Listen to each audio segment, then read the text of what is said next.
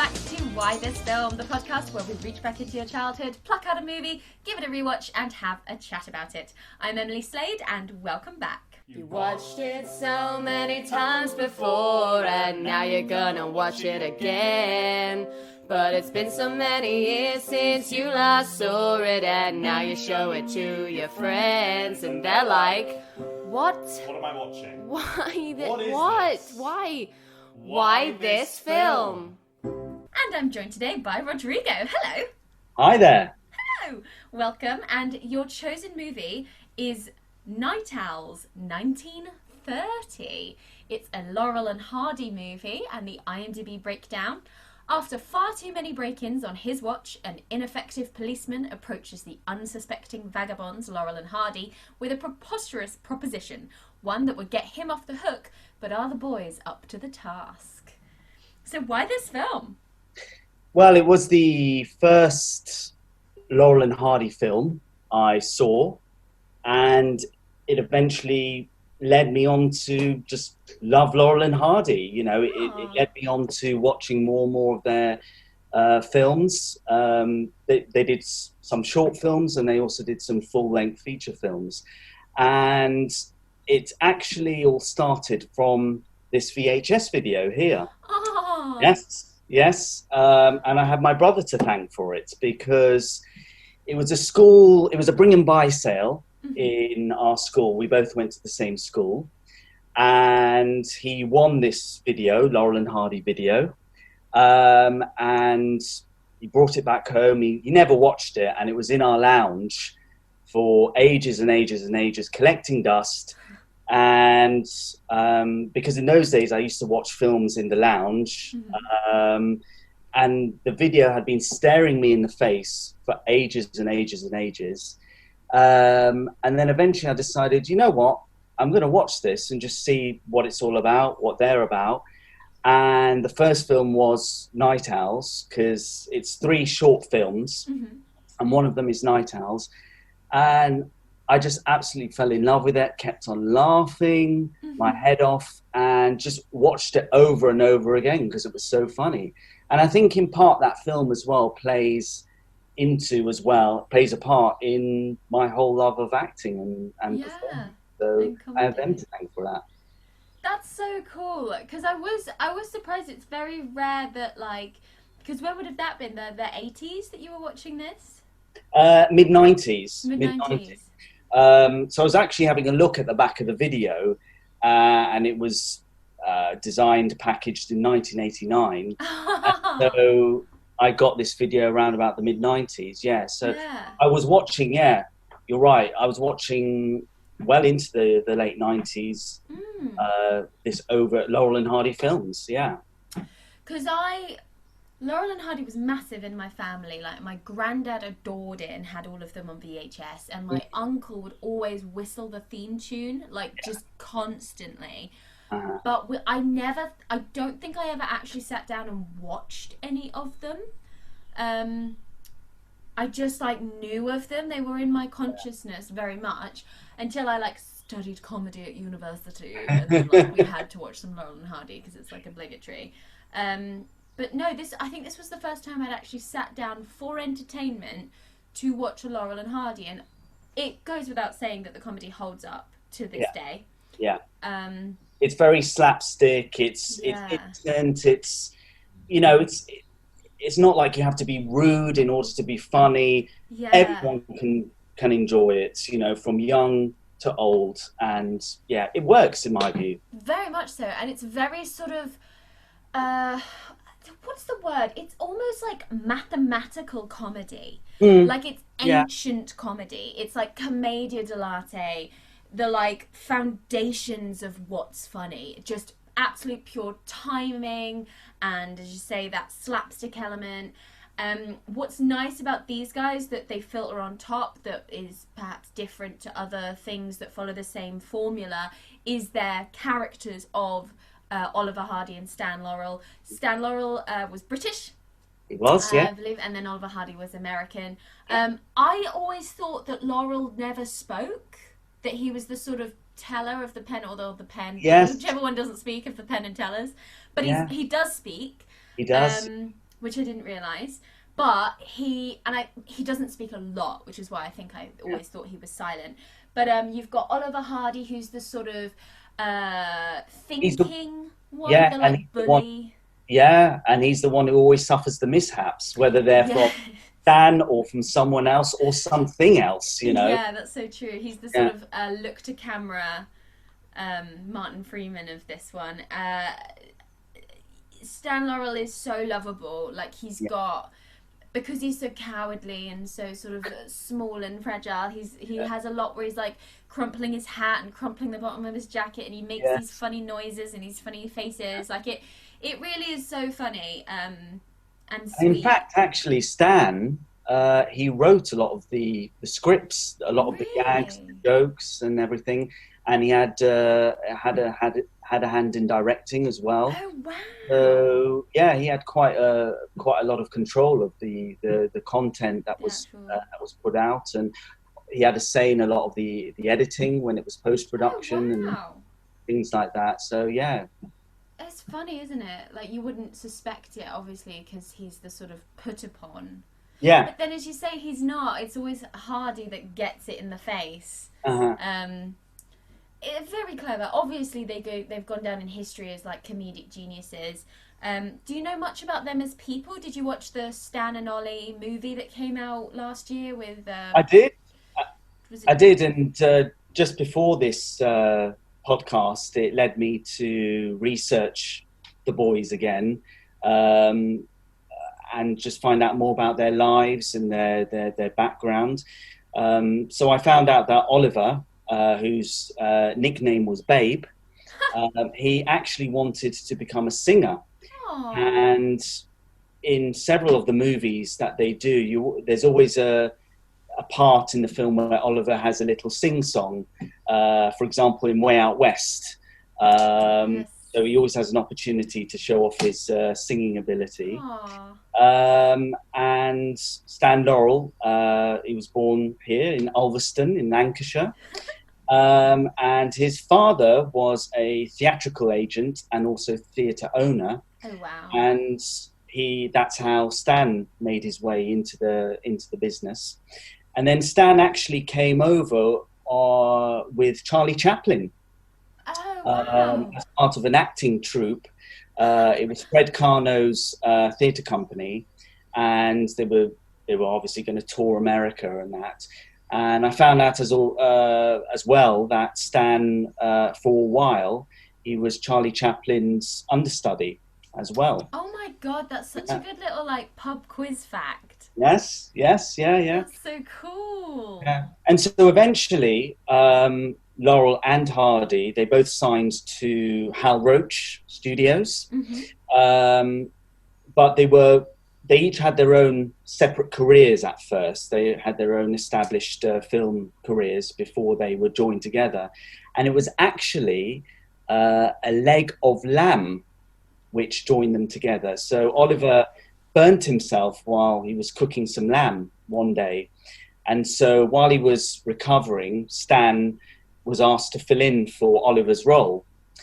And then after Oliver recovered and everything, they began to, act together, not as Laurel and Hardy. Mm-hmm. And then eventually, Leo McCarey, who was a director, he found, these guys have something. The audience is reacting to them. They're a funny comedy duo. Mm-hmm. Let's put them together. Nice, very X Factor. Yes, indeed. And so yeah, their careers just took off from there. Yeah. And so I assume they were filming in America, but like if my family's anything to go by, they were huge over here as well. Massive. I mean, that's what the whole Stan and Ollie film is based on. It's all about their time when they were touring the UK. So England, they toured Ireland, they toured Scotland, and did they have a live show? Sorry? Did they have a live show? Yeah, they did have. Or were they just was it like Comic-Con appearances?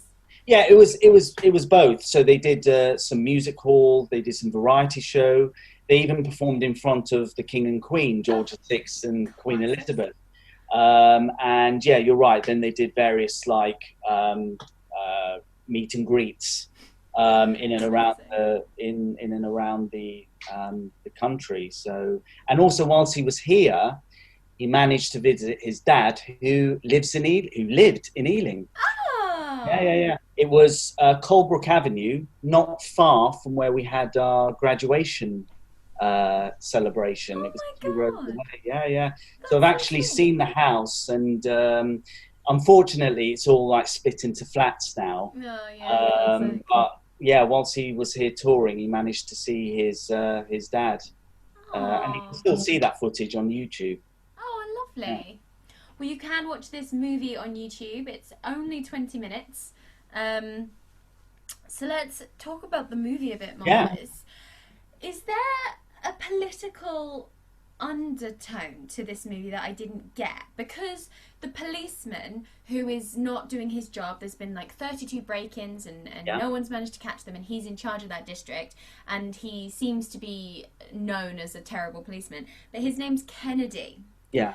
And it leads to Oliver Hardy saying the line, Kennedy will make it right, or Kennedy will fix it, a lot. And I didn't know if that was, I mean, this is 1930, and actually Kennedy was like 50s, 60s, wasn't Yeah, he? So they it can't was be. before them. Well, in actual fact, his real name was the police cop was Edgar Kennedy, and he often featured a lot in the Laurel and Hardy films. He always played the cop, he was a bit like Oliver Hardy in that he always suffered mishaps and things like that. You often had a regular support group of actors with Laurel and Hardy. So as I said, you had Edgar Kennedy, who often played the cop. You also had Tiny Sanford, who also played the big sort of bully boy sort of character. And then you had James Finlayson, who in this film was the butler. Yeah. And again, he suffered various mishaps as well, didn't he? So yeah. It's very clever. I guess you can always sort of refer to the Laurel and Hardy movies as there's an overarching plot, if you will, and then it's just lots of little moments that happen. So the overarching plot is that they have been asked by the policeman to to actually break into the big policeman's house, so Kennedy could catch them and prove that he's doing a good job. Sure. So of course they suck Yes. at doing it. Ongoing jokes about pretending to be cats. Wonderful segment with the piano, where the piano starts playing itself. Fantastic, yeah. And they try and shush it by putting a huge bear rug in it, and of course it does nothing. Just really bizarre moments. Oh, so good. Laurel manages to get inside the house. They're talking through the window. Oliver tells him to go round and open the front door. He does. Steps out and immediately lets the door slam behind him. Like, just so brilliantly timed. It's really hard to sort of just talk about it because it's very much visual, obviously. Like, it's physical comedy. Like you don't really see nowadays. We don't really rely... I guess the Mischief Theatre Company with The Play That Goes Wrong, that sort of thing, they're the closest we have these days, and they very much rely on this old formula of comedy. But it is a joy, and it is surprising, even though it also isn't surprising, that it, as I have said, does hold up. That you are like, this is hilarious, and came out in 1930. By all rights, I should have no relevance to this, and I should not relate or understand this in any way. But it's just unadulterated, a pure form of something, and that's timeless. It's brilliant because, as you say, they've agreed to burgling a house. And as we know, if you want to burgle a house, you've got to be as quiet and as quick as possible. But they do the complete opposite. You know, they smash stuff, they argue, they ring doorbells, they set fire to a curtain and everything. So it's every single thing you shouldn't be doing, you know, whilst burgling a house, they do. So in other words, they create their own obstacle course. They make it difficult for themselves, which is just absolutely hilarious. It really is. It's There's not much to say about it, really. It is just genuinely still so good. It is black and white, and it is a little bit blurry at points, I guess. But you can still very much see what's going on. It's really great that you enjoyed it when you were younger. What else was on the VHS then? So you've got a silent short film.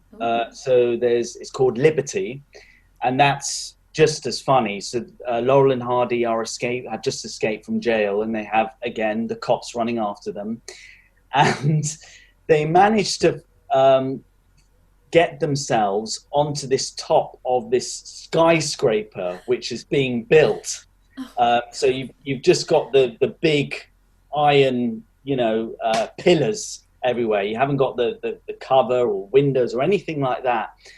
And it's just basically Oliver trying to help Stan across this skyscraper to get to the other side. And I think there's like a ladder they want to try and get down, because obviously the lift which has taken them up has now just gone back down again. There was a rope that was connecting the lift, and that sort of has just disappeared now, so they can't go down by the escalator. And then so it's hilarious because Laurel is just shaking and like it's got vertigo and everything. So that's funny. And then the other one is it's called the Who's Gal, and so Oliver and Stan, they find themselves in prison, and they've been sent to do hard labor, and basically they cause an entire sort of like fight at the end of the film, because they have the local I think it's the local mayor being James Finlayson. Nice. Who just visiting the camp, see how everyone's working, how it's all being run, that everything's being kept tip top. And eventually Laurel and Hardy just caused this outbreak, and this fighting between the police and the prisoners. They end up like chucking like rice rice against it. It's like this slush, rice and everything. So it's absolutely hilarious. So yeah, those two I found equally funny. And when you asked me to choose a film, and I knew it was going to be, it's going to be a Laurel and Hardy film, I could have quite easily chosen those two as well. Yeah. They're just as funny. Yeah, nice. I'll check them out. Do you find any difference watching it as a kid and watching it as an adult? Is there more to understand watching it as an adult, or I guess it's just consistent across generations? Well, I think, obviously you know what's coming, the jokes which are coming. But I think the only thing, you just keep on laughing, really. That's all I can say. You just find what they do consistently funny, and that, and yeah. And did you have any friends when you were younger that had the same interest? Did you have people your age that were also interested in Laurel and Hardy? Unfortunately not. So I eventually, afterwards, watching Laurel and Hardy, it led me on to joining the official Laurel and Hardy Appreciation Society, which is still in existence. Amazing. And in fact, actually, the society helped contribute to the Stan and Ollie film, just gone. Oh, cool. The head of the Appreciation Society, called Rob Lewis, he actually helped advise the director and the writer, tell them a bit about their lives and stuff like that, to help in the making of the film. So I joined the Appreciation Society, and they hold a convention, like memorabilia convention, every year. Where you can go. It's often held in Kent, because that's where Rob is based, and he hires out like an entire like holiday inn, and you can go in one room and they just have endless Laurel and Hardy films going on for the entire day. There's another room there's often two rooms for like different Laurel and Hardy films, and then there's another room for like memorabilia, which comes from everywhere, USA, here. It's like stepping back in time. Oh, wow. And so I joined this society when I was 12 years old. And at the time, for a very long time, I was their youngest member. I was going to say, I bet you were.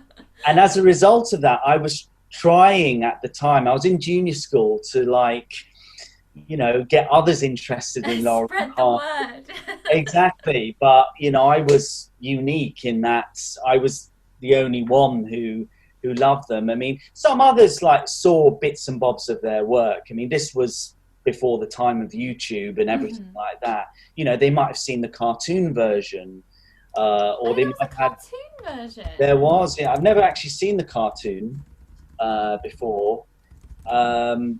So yeah, I was the only one who loved Laurel and Hardy at that time. You know. Yeah. It's crazy. It doesn't surprise me that you were alone, but it is a shame because, yeah, as I say, I always knew about it through my family. Like, I knew the theme tune before I even knew what Laurel and Hardy were. I think the thing is, as well, is a lot of people tend to think, oh, well, it's silent movies and that, you know, you can't hear them speak or whatever. And obviously they've done a few silent stuff, but then they made that transition into talkies. It's, as I said before, it's for all generations, you know, it will never grow old in my view, you know. And I think the recent film has reignited interest in them again. Oh, brilliant. Was that for an anniversary of any kind, or was someone just like, hey, it's greenlit a movie?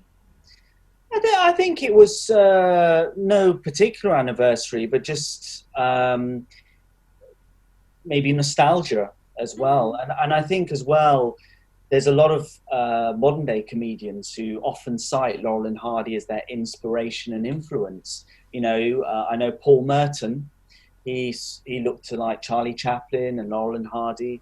I think Eric Morecambe and Wise, also looked to Laurel and Hardy as their influence. And I think they sort of tried to, you know, portray themselves as like the new Laurel and Hardy, for example. So I think, you know, they've got a lasting influence. We owe a lot to them. Yeah, certainly. And I think more people should get to know them, really. You know? Yeah, especially those interested in comedy. You kind of can't skip over them. They were so huge. Sure. And bigger, as you say, because they transitioned into talkies, you can look to Buster Keaton and Charlie Chaplin for your silent slapstick, but then to integrate dialogue into that as well successfully, you only need to look at Laurel and Hardy. Chaplin actually came very late he was a late converter really to talkies. So his first ever speaking picture was The Great Dictator in 1940, because I read that before that film, he was very, very reserved. He was very cautious. You know, he thought, you know, people would lose interest if they started hearing him speak, because they were so used to, you know, his silent movies all the time. But Laurel and Hardy, they were on it. They transitioned, I think, in 1929, I think. Oh, wow. 40s, so yeah. Amazing. Well, yeah, as I say, I've got nothing else to say. Is there anything you want to say about it, or anything you want to plug yourself? I just want to give a shout out, actually, to the Laurel and Hardy Appreciation Society. You know, I will tell them I did this podcast, and I'm sure they'll be pleased to hear that I'm honouring Laurel and Hardy's name and memory. Yeah, and, I was excited when you suggested it, because it's not like anything, you know, you get a lot of Pixar, Disney, those sort of 80s Spielberg movies, but no one's ever come to me with like a 21-minute 1930s black and white slapstick comedy. I was like, that's different. Good. Yeah. I'll put the link, if you send me the link, is I'm not even drunk. Can you believe? The Appreciation Society. Do they have like a website that you can access if you're not a member? Yeah, so the website's open to all. It's just www.laurelandhardy, all one word, .org. And on there you can, again, find out more about the boys. You can find out when the next convention, the memorabilia convention, is happening, to they even have an online store, and it's really is the go-to place for anything and everything about Laurel and Hardy. So yeah, I'll send you the link as well. Yeah, I'll put all the links in the info for this episode if you want to find more about Laurel and Hardy. Sure. And you can see all of the stuff on YouTube as well. Yeah. I'm surprised they haven't been sort of restored somehow and put up. Or maybe they have, and I don't know what I'm talking about. Like put up on Prime or whatever. I know they recently released. They keep on releasing like updated versions of films. Like you can have Laurel and Hardy in color as well. Wow. And see that, and you can actually have different language versions. So cool. Spanish version of this, ladrones, which translates as burglars in English. So that's very interesting to sort of compare and contrast with the English version. They were translated into not just Spanish, but Italian, even Esperanto, German as well. So they had a massive worldwide impact. Huge. Massive impact across the world. They were. I mean, my dad can remember growing up and watching them in Spanish as well. They were very popular. Nice. So yeah, I mean, long may they last, their legacy. Yeah, and I was going to ask, why is it called Night Owls? Because Burglars does make more sense as a title. When I heard Night Owls, I was like, oh, people that stay up late. But then it was a whole story about like robbery and burglary, and I was like, oh, it just seemed a bit strange, especially when the Spanish version does call it burglars. Yeah, you no idea. Maybe just because they're doing it during the night. They're burgling a house. I don't know, but still, it's a great title. Great title. It is. It did get me interested. I'm not gonna lie. Yeah, thank you so much. No, it's a pleasure. It's been a real pleasure here, and I just hope that more people, can revisit and watch their films and laugh, long into the future. Yeah, they really will withstand the test of time. I think they can't not. Like, they're just classics. Yeah. Amazing. So it's a pleasure. Absolute pleasure. Yay! Thank you very much, and we'll see you next time on Why This Film. Bye. Bye.